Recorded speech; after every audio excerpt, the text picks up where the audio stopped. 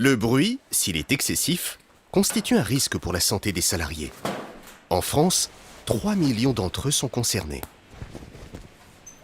Le bruit est dangereux pour l'audition à partir d'un seuil fixé à 80 décibels pour une journée de 8 heures.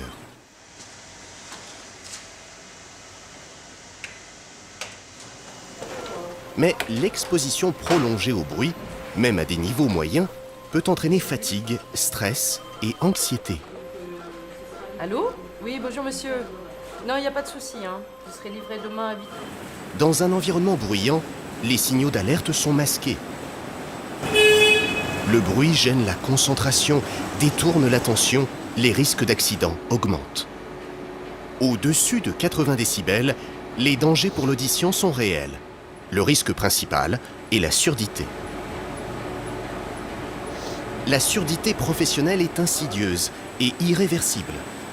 L'exposition à un niveau sonore intense prolongé abîme et parfois détruit les cellules de l'audition. Elles ne sont pas réparables. Leur destruction est donc définitive. Des bourdonnements ou des sifflements d'oreilles peuvent apparaître.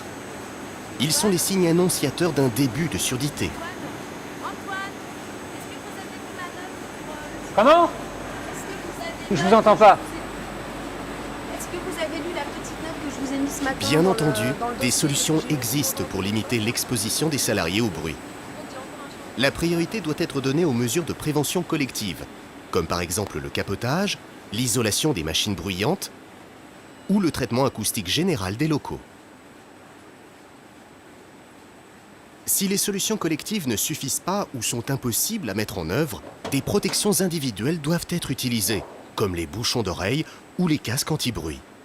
Un environnement de travail bruyant est un vrai risque pour votre audition. Agissez avant qu'il ne soit trop tard.